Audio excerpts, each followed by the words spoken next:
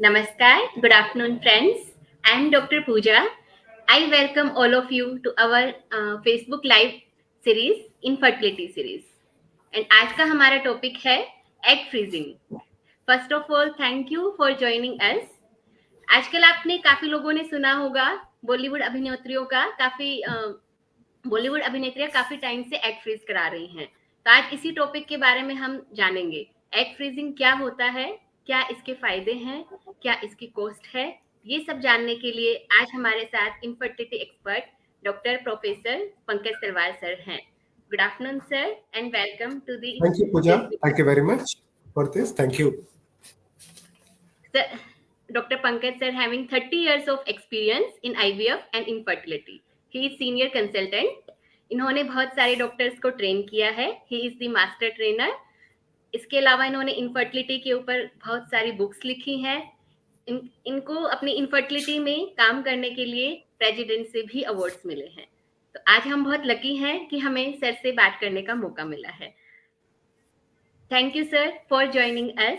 And अभी हम start करते हैं आज के टॉपिक के. Thank you. Thank you everyone for joining such large numbers and बहुत अच्छा लगता है आप सबसे बात करके. और बट हम तकरीबन 2 हफ्ते के बाद we try to connect with all of you. जो आज का टॉपिक हमने चुना है डॉक्टर पूजा और मैंने, that is about egg freezing.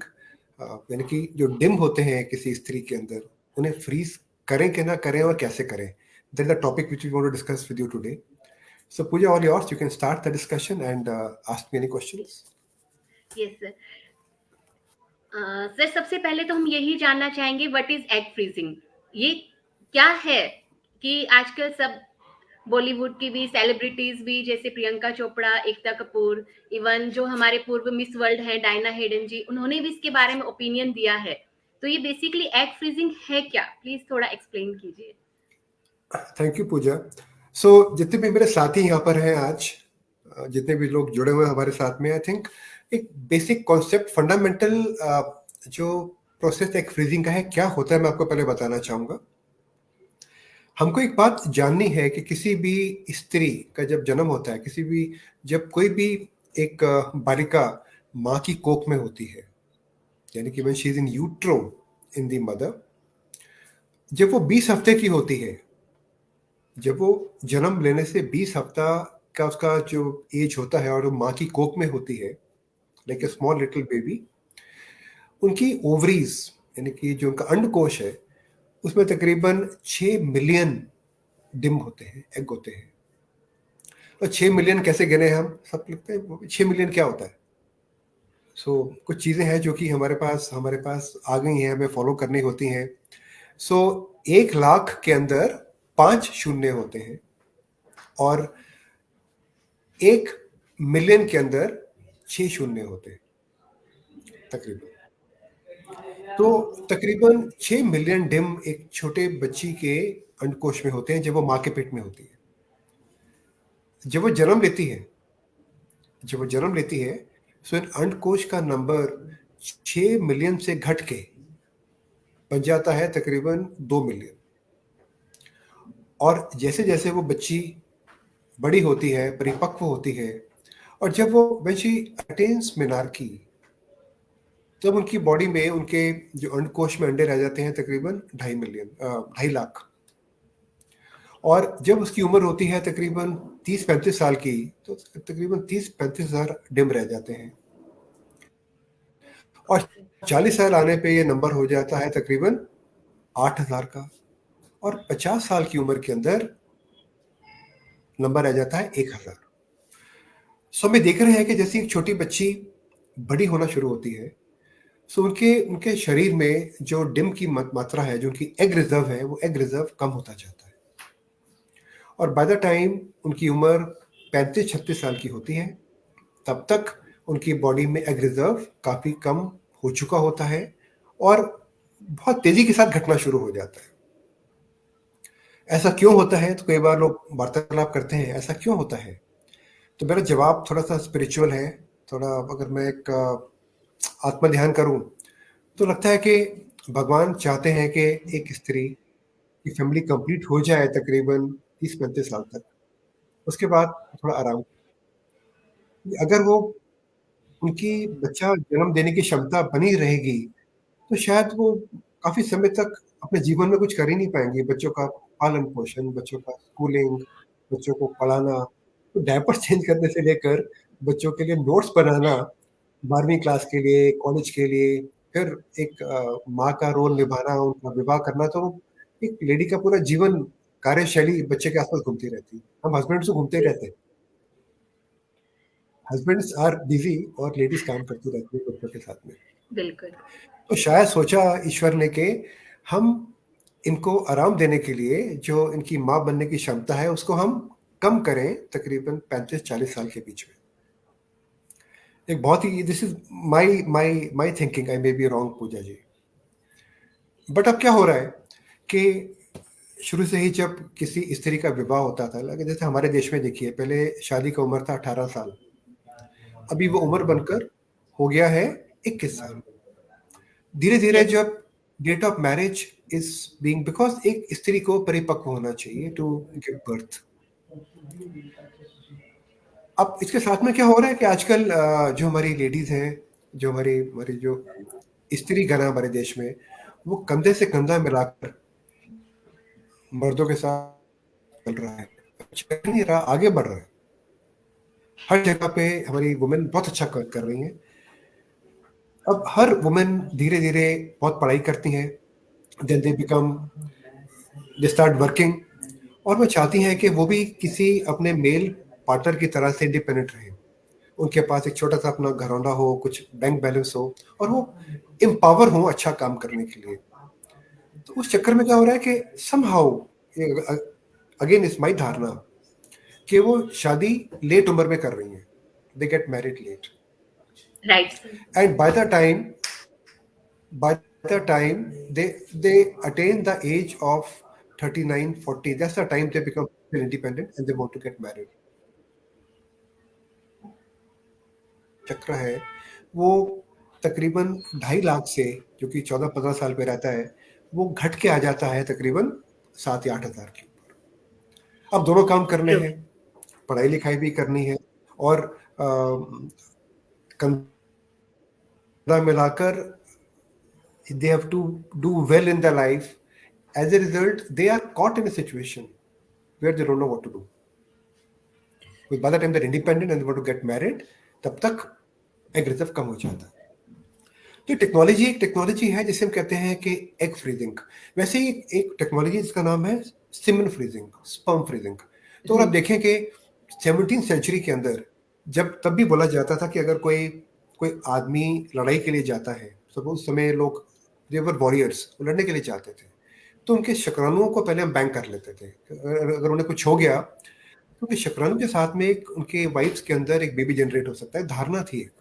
और अगर अभी आप देखें इजराइल वॉर या यूक्रेन रशिया वॉर, वहां पर भी ये गवर्नमेंट स्पॉन्सर्ड ही चल रहा है। Many of the people are doing it for free, so that when they fight a war, किसी भी आदमी शुक्राणु को हम बैंक कर सकें, और अगर कुछ प्रॉब्लम हुआ किसी तरह का, तो उन शुक्राणु का इस्तेमाल करके उनकी जो वाइफ है एक बेबी जनरेट कर सकती है। It's an insurance. Same way in the women, there was a term called egg banking. So that is an insurance against failing ovaries. अगर किसी कारण से कोई भी हमारी बहन, कोई भी हमारी साथी, कोई स्त्रीगण, अगर वो लेट शादी करती हैं, तो उनमें एग रिजर्व कम ना हो, इसके लिए वो एक अच्छी उम्र में, which is around 34 to 35 years और earlier, they can freeze their eggs. अभी एग क्या होते हैं? एग्स को हम डिम कहते हैं, और हमारे बदन में 2 ओवरीज होती हैं, और उन ओवरीज के अंदर एग बनते हैं, डिम बनते हैं। अगर कोई कोई भी हमारी बहन चाहती है कि वो अपनी प्रेगनेंसी को डिले करे और अपना कैरियर को देखे, और धीरे धीरे एक अच्छे मकाम पे पहुंचने के बाद शादी करना चाहती है, डिले करना चाहती है, और कुछ चाहती है कि एक अच्छा पार्टनर खुद चुने, और पार्टनर चुनने में उनको देरी हो जाती है।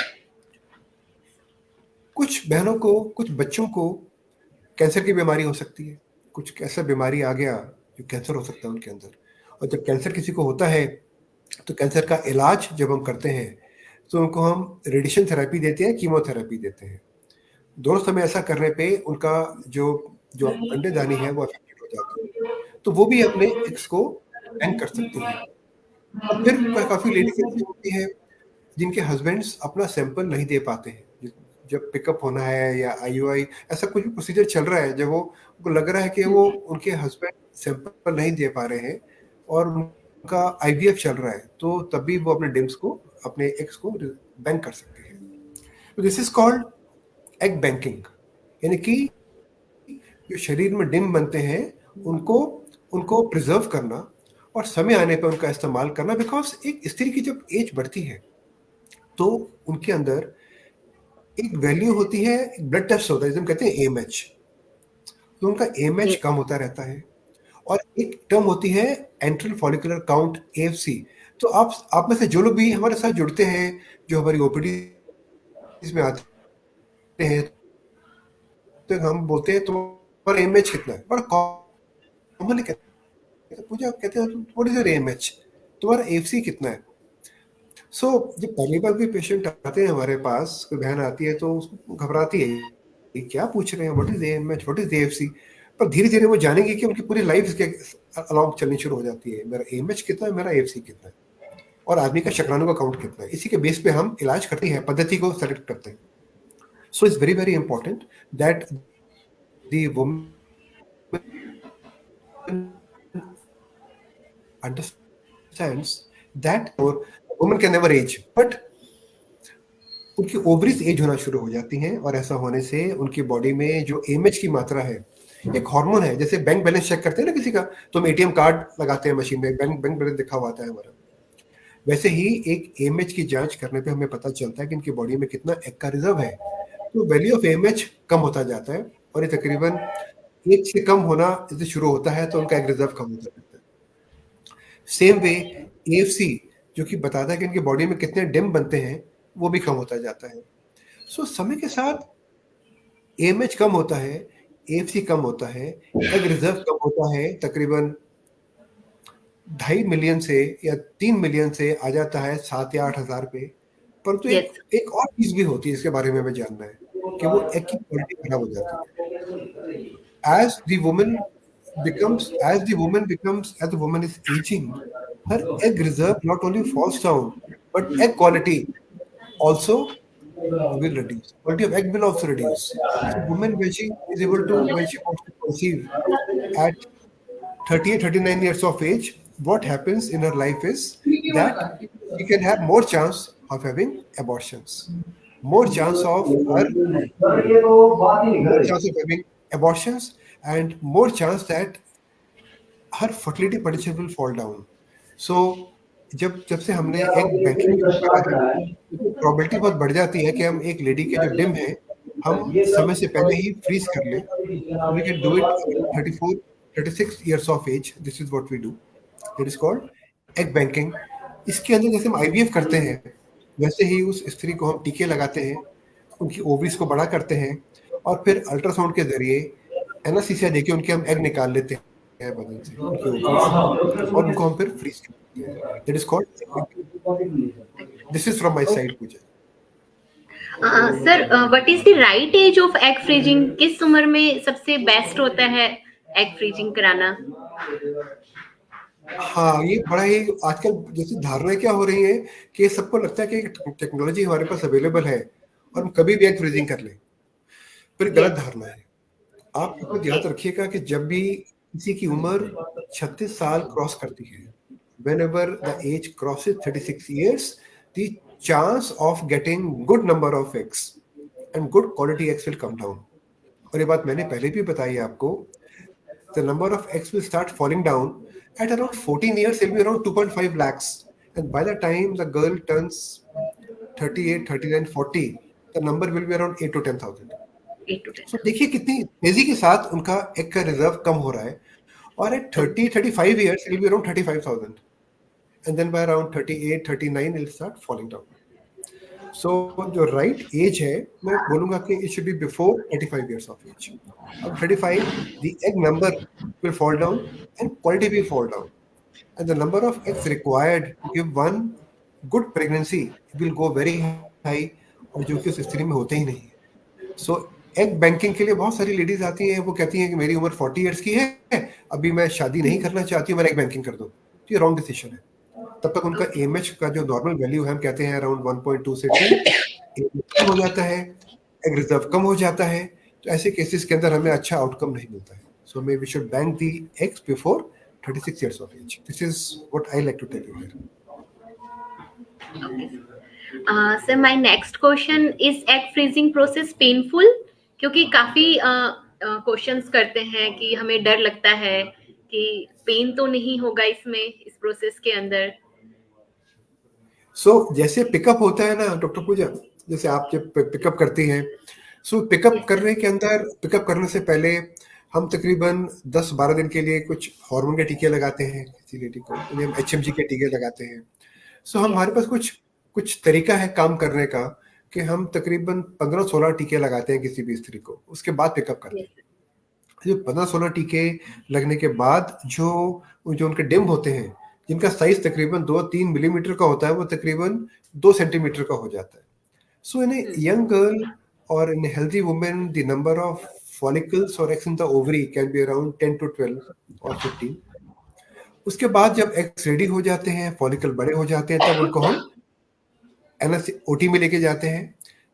उनका पूरा खून का जांच होता है, खून पेशाब का जांच होता है. We also do their ECGs in case required, or an X-ray.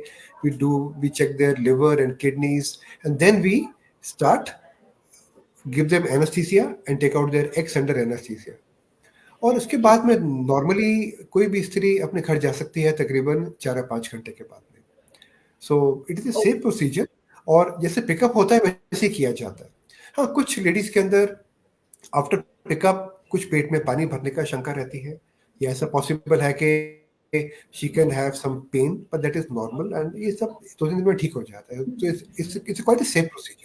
If it's done by the right people in the right platform, it is a safe procedure. Okay sir. Sir, how long can eggs be stored? कितने साल तक egg store किए जा सकते हैं? इसका कोई date specified नहीं है. हमारे ओके देश के अंदर जो हमारे लॉस कहते हैं that we can freeze them for 10 years. We can maximum. freeze eggs for 10 years as per our laws. But that can be extended by writing an application depending upon the case. So पर अगर आप देखें कि technology wise कितने समय तक हम freeze कर सकते हैं, तो इसका कोई टाइम ड्यूरेशन नहीं है. इट कैन बी फॉर 10 साल, 15 साल, 100 साल, 200 साल, टिल द टाइम हम जो टेम्परेचर है, जैसे हमने किसी के डिम निकाले जिन्हें हम एग कहते हैं, उनको हम एक कुछ केमिकल्स के जरिए उनको हम फ्रीज करते हैं. तो उनका टेम्परेचर जो है तभी हमें रखना पड़ता है तकरीबन 196 डिग्री सेंटीग्रेड. अगर जैसे अभी आप देखें तो हमारे बदन का टेम्परेचर है 37 डिग्री सेंटीग्रेड. हमारे आसपास राइट. डॉक्टर पूजा इस समय you will be at 24 degree centigrade room temperature. Yes. अगर मैं एक कप कॉफी का पी रहा हूँ तो इसका temperature can be around 80 degree centigrade. तो जो हम डिम निकालते हैं, हम डिम्स को फ्रीज करते हैं तकरीबन -196 डिग्री सेंटीग्रेड पे. तो वो एक इतना लो टेम्परेचर है कि इस टेम्परेचर के ऊपर जाकर कोई भी चीज मूव नहीं करती है. It becomes vitrified. So till the time we maintain that temperature, we maintain liquid nitrogen levels, and we take good care of our cans, जहाँ पर हम उनको फ्रीज करते हैं. We take good care of all the surroundings. They can be kept for 100 years, 200 years, any number. There is no number fix for that, but in case they are cared well, they are taken care of, no time limit. Thank you. Sir, someone has asked, can I freeze my eggs if I am virgin? देखो, जब भी हम egg freezing करते हैं ना, so we have to do the egg freezing using we give anesthesia, and we use a transvaginal probe. Right. And normally the age of marriage in a country is taken as 21 years. Right, sir. So जो virginity वाला जो आपने सवाल उठाया है, ये काफी commonly हमारे पास में प्रॉब्लमेटिक एक इशू बनकर आता है हमारे देश के अंदर, और हर जगह पर आएगा, हर देश में आएगा. because once we do egg freezing, it may cause damage to the hymen. That is a known या thing. इसका हम consent लेते हैं. तो normally किसी भी किसी भी गर्ल के अंदर, we don't freeze her eggs before 21 22 years of age. By the time normally after marriage he girls हमारे पास में आती हैं, या they come up after 33 34 years. उससे पहले आती नहीं है हमारे पास. बट एक चीज याद रखिएगा कि जो आपने सवाल उठाया कि बिफोर मैरिज वाला जो कॉन्सेप्ट आपने मेरे को बोला, ये हम कर सकते हैं. ये हम तब करते हैं जब किसी स्त्री को कैंसर है.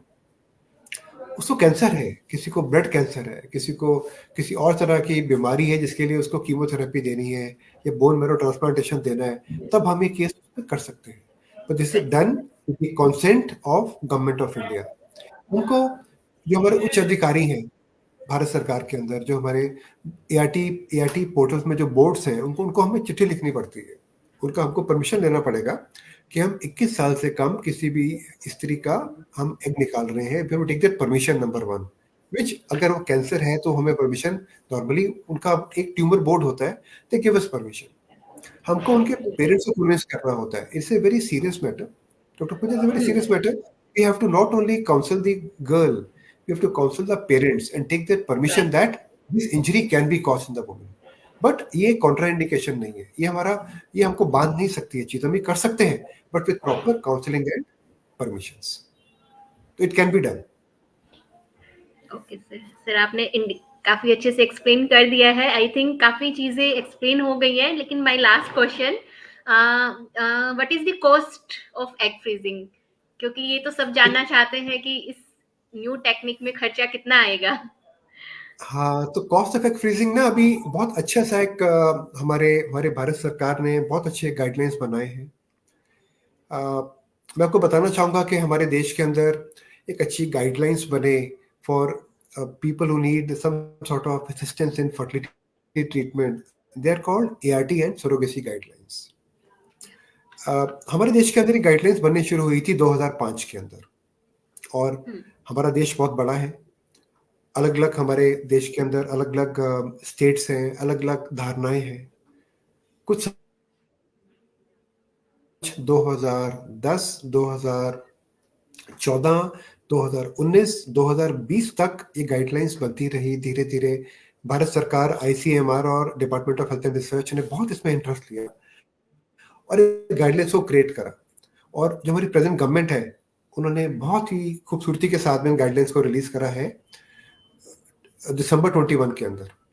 और 7 जून 22 में इन गाइडलाइंस को नोटिफाइड कर दिया गया है. तो 7 जून को ये गाइडलाइंस हैव बीन नोटिफाइड. और नोटिफिकेशन के बाद में इन गाइडलाइंस को अभी हम फॉलो कर रहे हैं पूरे देश के अंदर. और ये गाइडलाइंस हमें बताती हैं कि हमको क्या चीज किस समय करनी है.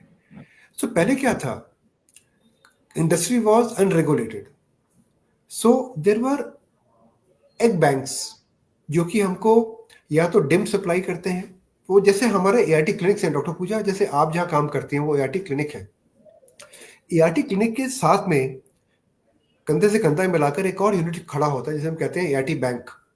तो हम तो सिर्फ हम काम करते हैं एक पेशेंट के लिए, पर बैंक करता है थर्ड पार्टी रिप्रोडक्शन. यानी कि वो अगर किसी दंपति को अगर शुक्राणु चाहिए तो उनको वो शुक्राणु सप्लाई करते हैं.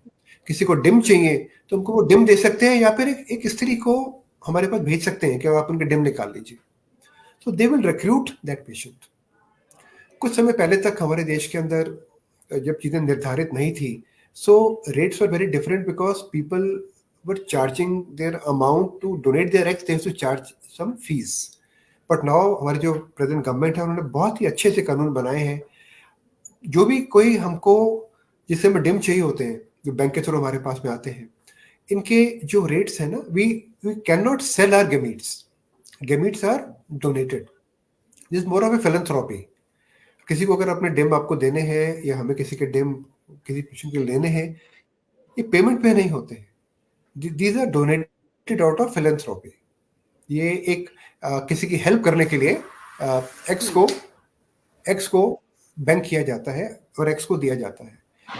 जो अभी भी ये पूरी जो संचालित होती है, पूरी प्रणाली संचालित होती है एग बैंक एक्स के थ्रू, जिनको हम बताते हैं कि हमको एक्स की जरूरत है, तो वो एग डोनर्स को रिक्रूट करते हैं, और जो उनका बेसिक खर्चा होता है वो खर्चा उनका होता है। पर पहले के जैसे एग्जॉर्बिटेंट रेट्स नहीं है इस चीज के, because now it is donated out of philanthropy and they can not charges for. सो जो उनका खर्चा आता है absence of work of a donor, जो डोनर होती हैं कुछ स्त्रीज हैं जो कि एक अच्छी भावना के जरिए जी, जो निसंतान दंपति हैं उनको उनको एक बच्चे की प्राप्ति हो, उसके लिए वो अपने एक्स डोनेट करती हैं। उसके लिए वो चार्ज नहीं कर सकती है। पर जो खर्चा ओके, आता है, जब उनका पिकअप होगा, उनका ऑपरेशन होगा, डिम निकालने के बाद उनको कुछ दिन आराम करना होगा, तो ये सब चीजें राइट, उनको it is given, they are actually they can be paid for their absence from work, they can be paid for food, hospitalization, these things can be covered up. So मिला के आई थिंक सो जो खर्चा एक pickup का आता है, और उसके साथ में जो डिम किसी को अगर हम किसी से लेते हैं तो उसका खर्चा आता है तकरीबन 70-80 थाउजेंड का खर्चा आता है किसी को एग हमको देने के लिए। तकरीबन 60,000-50,000 is the rate for that. और जो खर्चा बाकी आईवीएफ साइकिल का है वो तकरीबन 1.5 लाख का होता है। So I think approximately in case we see an average is around 2.5 to 2.6 lakhs per egg donor cycle, which includes everything. Okay sir. Sir, जो लोग अपने एग्स फ्रीज कराते हैं, तो वो एक्सपेक्ट करते हैं फ्यूचर में जब भी उन्हें प्लान करना है, फैमिली प्लानिंग करनी है, तो वो ये पूछते हैं कि इसका सक्सेस रेट यानी कि लाइव बर्थ रेट का इससे कितना कनेक्शन है, egg freezing and live birth rate में क्या रिलेशन है? हाँ, तभी मैंने आपको बताना चाह रहा था कि जितनी जल्दी उम्र के अंदर वो अपने एग फ्रीज करेंगी, चांस विल बिकम बेटर। अगर एक हमारी बहन अपने एग फ्रीज करती है एट 40 years of age, तो she will need around 30 eggs to freeze, okay, because her eggs are of poor quality. Poor quality. Eggs are not of good quality.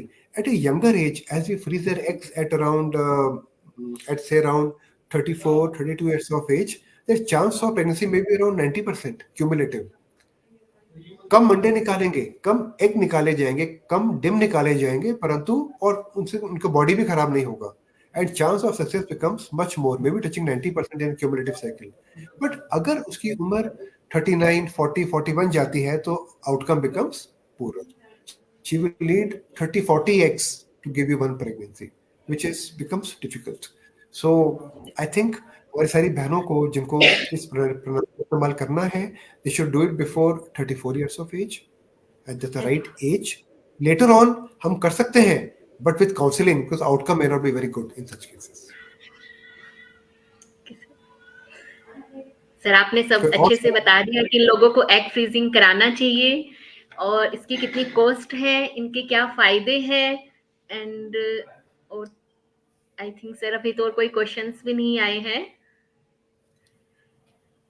So अगर thank you आपको so फिर much भी everyone. So अगर किसी अच्छा को लगा आपसे कोई भी बात इस करके। बारे में, सवाल हो तो पूछ सकते हैं। हाँ जी, करेक्ट।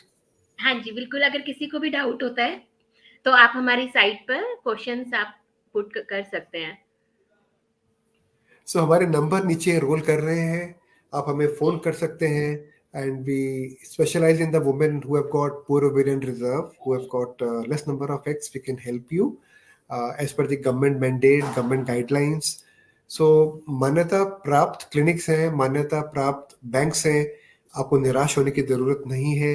ये चीज कोई लाइलाज चीज नहीं है, इसका इलाज मैं शर्तिया तो नहीं बोलूंगा, पर तकरीबन 70% केसेस में इसका इलाज हो सकता है अगर हम ठीक से इलाज करें तो। राइट, अगर आपके जहन में कोई भी सवाल हो, अगर आप हमसे बात करना चाह रहे हैं, you can call us up, you can visit our website, और you can call me at my personal number, you can call doctor Puja, we are there to help you all the time. So एक बार फिर से बहुत बहुत धन्यवाद पूजा जी। Thank you. धन्यवाद मेरे साथीगण जो जुड़े आज हमारे साथ, आपसे बात करके अच्छा लगा, और हम जल्द वापस आएंगे एक और एपिसोड के साथ में और आपसे खूब बातें करेंगे। Thank you, thank you sir, धन्यवाद। Thank you so much.